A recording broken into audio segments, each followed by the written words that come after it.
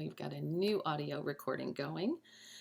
So I want to entertain any questions at this juncture. So somebody sent me a question elsewhere here, so we want to tap into that. Actually, if you could put the question in the chat box, I would dearly appreciate it, because I'm not sure where any questions went. I'm not sure where they went. So the number one question that I am asked is, how long does withdrawal take? And withdrawal, there's no pretty answer to this. Withdrawal takes as long as it takes. And so we look at the destructiveness of our disease, and we look at the bridge to sanity. And so, like, how long does it take? How long is that bridge? You know, for some people, you know, here we have, you know, Coronado Island, and it's a long bridge. And, you know, then there's the short bridges. But the difference really is how deeply you dive into the program, like how deeply you get in the middle of the program. And what it means to be in the middle of the program, I like to use the example of a flock of sheep. You know, with a flock of sheep, the worst enemy is the wolf.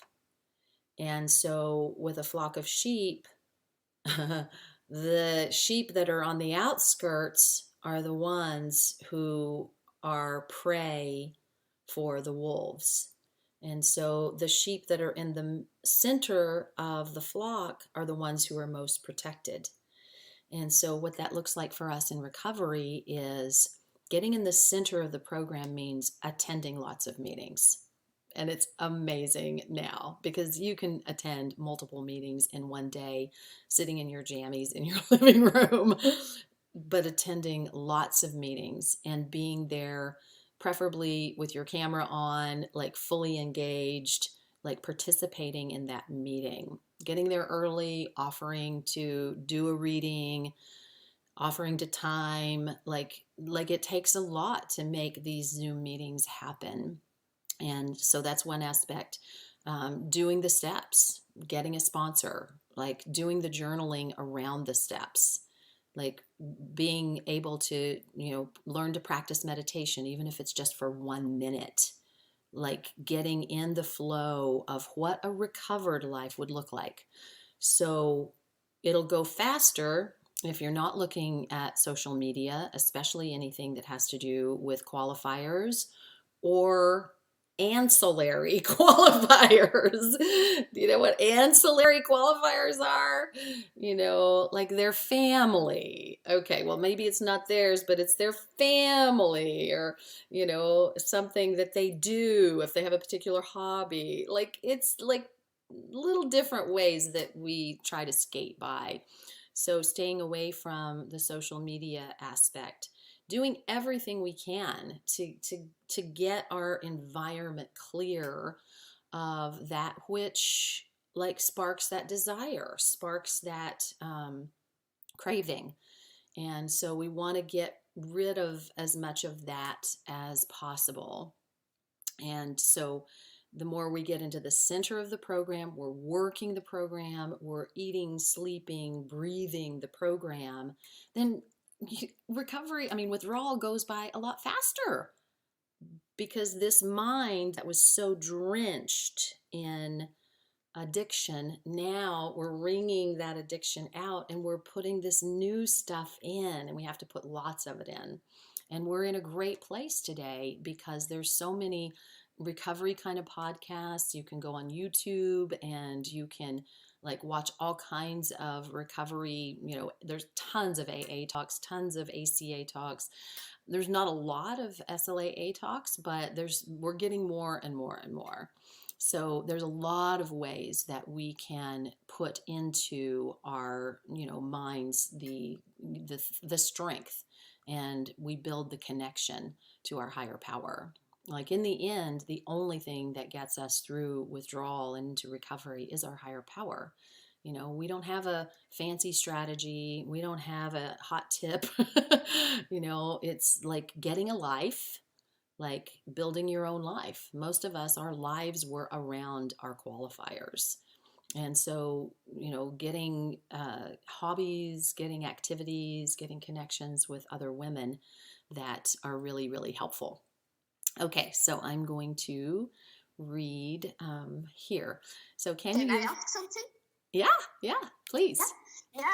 I wanted to ask. Do you ask as a sponsor that they do 90 minutes, 90 days, or do you advise it, or do you don't talk about it? My sponsor only said the 31st days to do 3 meetings a week. 3 meetings a week for the first 90 days or The first 30 days only. the first 30 days, 3 meetings a week. So, you know, each sponsor typically sponsors the way they were sponsored. And so there's just all kinds of sponsorship. And so being able to get to know somebody, like making an outreach call to somebody, you know, several times and just getting to know them and then see if they're the person that you would like to sponsor you. Or if you ask somebody to sponsor you and then it doesn't feel like it's a good fit, you're not married to your sponsor. You know, like we have to, we want somebody who's challenging us, you know, because recovery is challenging. So if it's feeling like a cakewalk, you're not challenged some, you know, like it's supposed to be, if it was easy, we'd all have sobriety. That's my point. So everybody sponsors differently. And, you know, I was just so willing I would do anything that I was asked to do. So it's not unusual for sponsors to suggest 90 meetings in 90 days. Some sponsors also, like one of the ways that I work is that I want people that I sponsor to call me every day for the first 90 days. And still then after that, it's once or twice a week. But it depends on how easy or hard it is for them to stay sober. You know, if someone needs to continue to call me for, you know, every day, even after that, that's perfectly okay.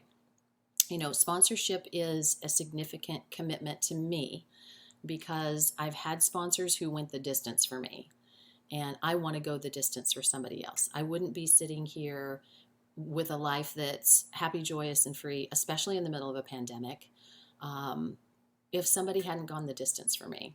And so I'm very sensitive to like being able to be available for the people that I sponsor. So I think I answered that question. Is that yes or no? Is there more I need to answer? Yes.